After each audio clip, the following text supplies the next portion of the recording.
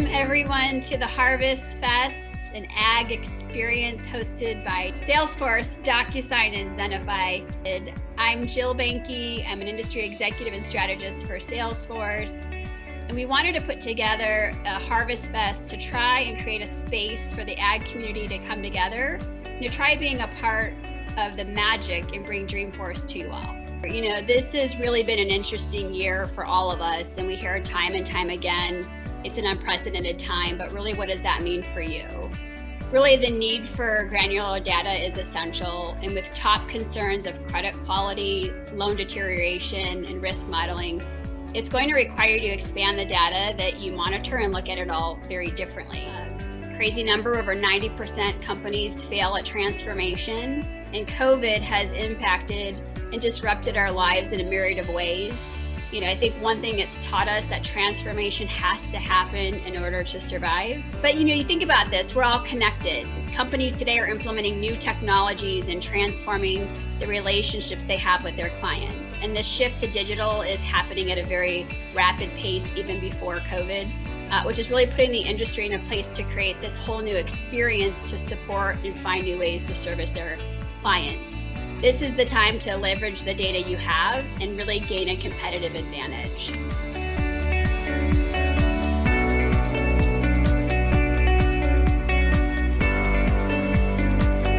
It just felt kind of clunky and a little bit awkward. Just using the line of credit and communicating with them has always been a little bit cumbersome and difficult. We run like all of our income and expenses through the line of credit. So it just seems like a lot of jumping money around from like this bank account into their line of credit, and then getting, when we need to buy things, pulling out. It's a lot of emails, phone calls. I haven't actually heard from our loan officer about renewing the line of credit, but there's so much to unpack as far as like how this season went, what changes we think we should make. Like, there doesn't seem to be a system in place for them to like reach back out to us and for us to talk through things. Digitally, customers do want to interact differently than they did in the past. There's traditionally about 50% of our customer segment in our geographic territory that would very much be up for some type of digital interaction. And we've seen quite a bit of an uptick in both online transactions and requests via our digital channels online. Process that allowed all of our customers to have a consistent experience from the buying side, so that we were going to have winning experiences that captured more of the market and to increase our ability to win more deals. So kind of to your point, you know, we've had a lot of success. We did not anticipate the success we've had. We've grown at a much greater rate as this year than we've ever anticipated. We might end the year double our goal. We also implemented Pardot, and that was a huge success for us because before, leads were just that. It was the folks that folks knew in the marketplace. Our Pardot implementation is really about enabling us to score and rank our leads so that our sellers can concentrate on the best places to garner new business, and to help curate those leads so we can turn those leads into prospects and turn those prospects into customers. Yeah. Some of it's about behavioral segmentation, in that regardless of your age or your generation that you grew up in, there's different behaviors that happen with folks. And obviously there's different behaviors that happen with folks that are 70 or 80, and those folks have different expectations than folks that are 20s and 30s and 40s. And so what you're talking about is how do you create products and services that enable all of those customer segments and all of those folks over all those generations to feel like you're serving them the way they want to be served. And it's all part of the secret sauce of the system and configuring it so that your sellers know how they want to be sold to, and that the sellers are then selling to them in a way that speaks that customer's language. What we learned in our process is what we thought was going to be successful wasn't exactly what we thought was going to be successful in the end. And so, you know, start nimble, be ready to adjust, be ready to adjust to the feedback, and work to serve your customers the best you can. We're putting in interactive teller machines in a lot of our location, so you can drive up to what used to be an ATM and it's an ITM, and you hit the button if you choose, and one of the live people in our call center will pop up and you can talk to them and ask questions. Did you pick certain areas to win first and then go do other ones? Can you talk through some of that? Yeah, so our first I guess business origination or business renewal that we did was first in our crop insurance area. So we did some studies. We do a lot of work from crop insurance standpoint, and there's a big segment of crop insurance that is it's the same thing. It's like car insurance. It's a renewal. It's the same kind of coverage.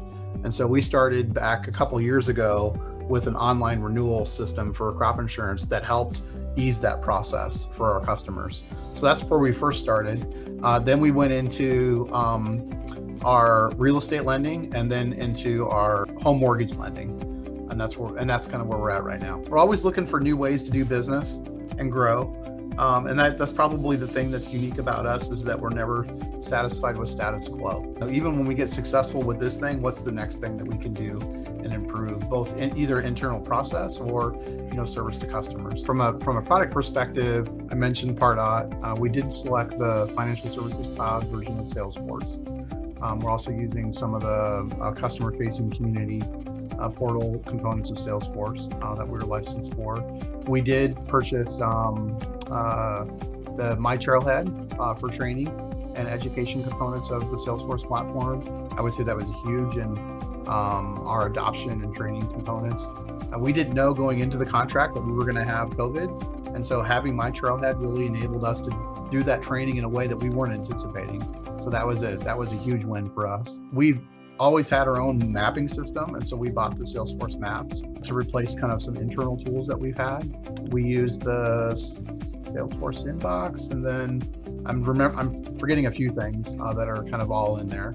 But that's what we chose. We chose Financial Services Cloud because it really had some of the things that we would need from a customer relationship perspective on the data model. Agricultural lending isn't just one-to-one lending. It's very common for a customer to be really dynamic. For example, you might have Russ Wagner as a customer. You might have Wagner Farms. You might have Russ and Nathan as a customer together, and you might have Nathan very much as a customer on his own. And so there's all these related parties, and you might have, I own, some of this land, and then you and I own another, share another piece of that land, and you have your own land. So there's some really complexities to agricultural lending, because it really is small, medium, and large business lending, not consumer lending. And so that model in the Financial Services Cloud really enabled us to do some of the things without some customizations. There is a huge advantage in the marketplace by having a tool that empowers and enables your sellers to be really, really effective and efficient. A lot of the institutions that I speak to always say we're data rich, we have so much data, but we're insight poor. This is built for financial institutions. So this is something that I get excited for, because there are analytics tools out there. This one specifically was built for the financial services sector. So you'll have, because of that, pre-built solutions such as sales and pipeline performance, lead referrals, product penetration, white spacing, like a bunch of these tools, but you'll have them even more so tailored towards individual sub-verticals. From the banking perspective, we have something called Smart Banker. And again, this enables relationship managers and bankers to see the performance, align with accounts. You can double click on deposits. You can see what other products they have or don't have, more importantly, so you can offer them. So again, very tailored for the fin space. So one of the things that Tableau does is it can collect that information and present it in a very attractive way. Like you can see there's a bunch of options, and this is just one screenshot of many, where you can interpret it in whatever visual that you choose. A lot of the use cases that I'm seeing are risk tolerances, fraud identification, regulatory compliance, credit tracking. Yeah, when you're thinking about that customer experience, I mean, nothing is better than when it's that easy to process a claim or to have that interaction. You're feeling like you're really understood, your business model is understood, your concerns are understood, and just making it easy at a time when things are really complex, when a hurricane is coming, when there's a fire, so that it's not another thing you're having to tick off. it's nearly impossible to have a complete view on what you've agreed upon and committed to your customer. So in the scope of lending, if you lend to a large co-op, just think about how many complex loan and term structures exist within the organization. Do you have easy visibility into those different terms? If you modify the terms of a loan based on crop prices, is it easy to locate and modify the original agreement? Is it easy to notice which one's a live agreement, which iteration is actually the one that's in play? Do you have the ability to quickly understand deviations in loan terms, covenants, clauses, etc., across your entire loan portfolio?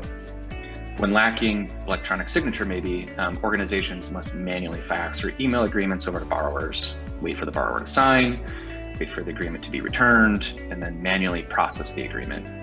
Often overlooked and also very important to the lending industry in particular is a durable audit trail. So I think of compliance when I talk about this. Who prepared the document? Who signed the document? Who approved the document before it was signed? Who received carbon copies? In what locations did this stuff happen? At what time did this happen? On what date did it happen? Is all of this court admissible? Some lenders require a notary for authentication purposes. That's not really conducive to a farmer's time. We don't want to take them away to go find a notary. This becomes an alternative way for the farmer to authenticate themselves, something that pretty much everyone just carries around in their pocket, and that's their ID. So listening to both our customers and the data we have around what kind of devices are accessing our envelopes, we wanted to enhance the way that DocuSign envelopes are accessed on a mobile device. Responsive signing helps our customers break free from the constraints of PDF by entering into a world of what we call live agreements. So DocuSign platform converts all your documents into HTML, basically a website, which was designed for mobile phones. And so what we have is an automatically responsive layout. Customers that leverage this responsive signing are actually seeing a 20% increase in completion rates. And we're also seeing like a 10x improvement in load times, especially when we're in like a rural area where we need to load a website versus like a large size PDF. Having a durable audit trail is important, especially when we're dealing in loans. Those not familiar with the document that I'm showing here, this is probably the most important thing that DocuSign provides. This is called the certificate of completion. So as Farmer John executes his agreement with Tally Financial, this is being generated in the background and is distributed once all the parties have finished signing. This is immediately available and is court admissible.